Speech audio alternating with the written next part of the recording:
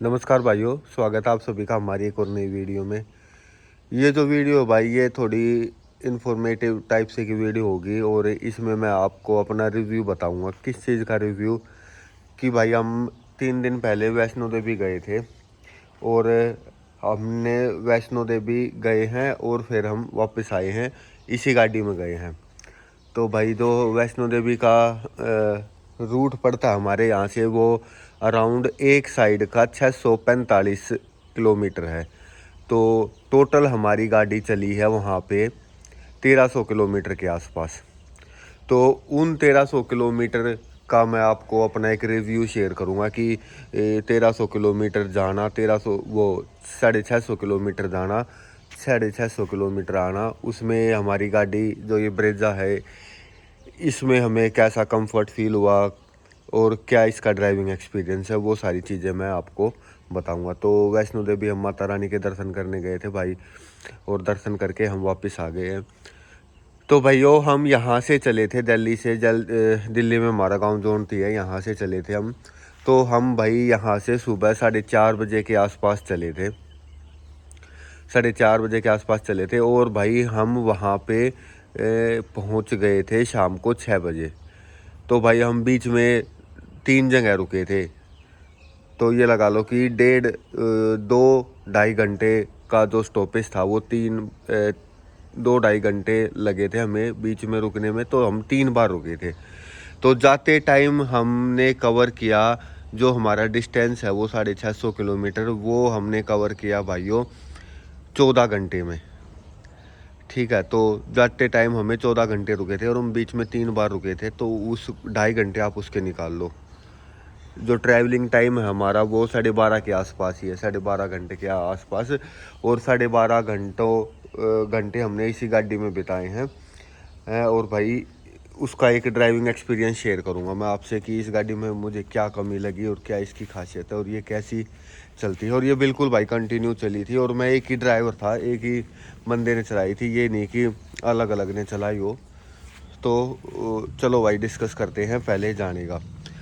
तो भाई रोड बिल्कुल ज़बरदस्त रोड बना हुआ है। हम गए थे यहाँ से अम्बाड़ा, अम्बाड़ा से फिर जालंधर, फिर पठानकोट, पठानकोट से कठुआ, सांबा और भाई फिर डायरेक्ट जम्मू।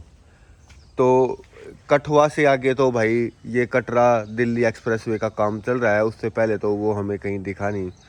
बट जो रोड की कंडीशन है ना वो बिल्कुल एक नंबर की कंडीशन है, रोड बिल्कुल चकाचक बने हुए हैं। और हमारी जो गाड़ी है भाई, हमने जाते टाइम इतना ज़बरदस्त हाईवे है, जाते टाइम भाई हमने इसको अराउंड 3 या 4 सेकंड के लिए मैंने इसको 150 भी टच किया, मतलब कि 150 किलोमीटर पर आवर की स्पीड पे गाड़ी 4 या 5 सेकंड के लिए रही है। और कंटिन्यूस जो हमारी स्पीड है, एक एवरेज स्पीड है, वो 110, 100 ये रही है। मतलब कि 120 भी हमने भगाई है। 120 में 120 भी काफ़ी टाइम चली है गाड़ी, बट टोटली मतलब कि हर टाइम 120 पे नहीं चली है।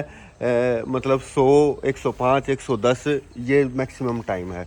और जो सिटीज़ वगैरह थी भाई उसमें 60, 70, 80 ऐसी हमारी गाड़ी उसमें रन की है।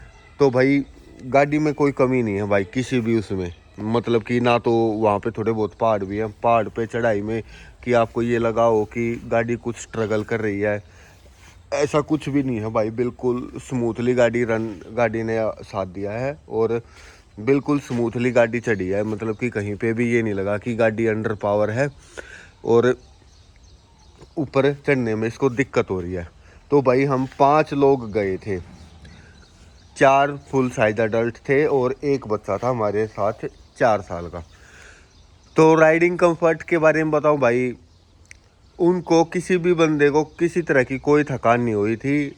हम पहुँचे वहाँ 14 घंटे में, हमने गाड़ी को पार्किंग में खड़ा किया और फिर हम दर्शन करने ऊपर भी चढ़ गए थे। अगर हम थकते तो भाई उस दिन हमारे से दर्शन नहीं करे जाते, बट फिर भी हम 14 घंटे का सफ़र तय करके हमने वहाँ पे माता रानी की पूरी चढ़ाई की है भाई, पैदल ही चढ़ाई करी थी। तो मतलब कि कंफर्ट इसका इतना बढ़िया रहा कि हमें किसी तरह की कोई थकान महसूस नहीं हुई।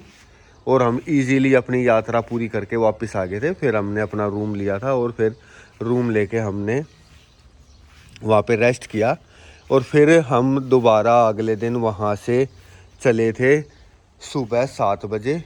और भाई हम यहाँ पे अपने घर 7:30 बजे के आसपास हम पहुँच गए थे, और जिसमें बीच में हम 2 जगह रुके भी थे भाई।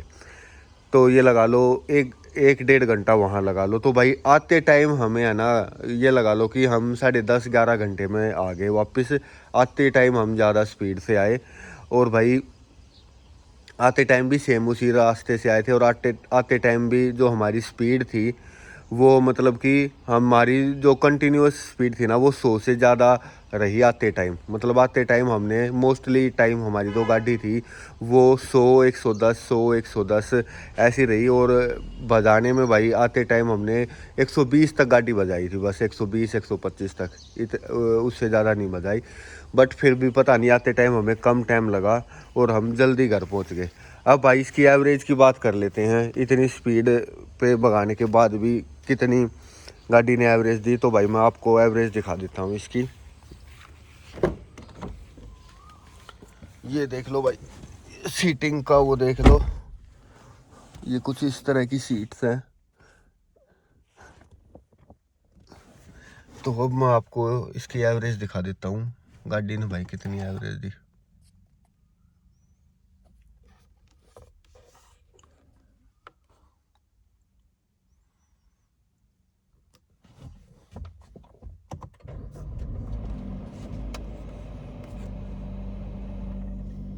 राम जी। ये देखो भाई 18 की एवरेज दी है भाई, गाड़ी ने 18 की एवरेज दी है। और टोटल किलोमीटर 1303.2। और भाई इसने हमें ओवरऑल 18 किलोमीटर पर लीटर की एवरेज दी है। तो भाई गाड़ी कंटिन्यू कई बार भागी है, मतलब कि 110 120 पे तो ये कई बहुत टाइम रही है मोस्टली।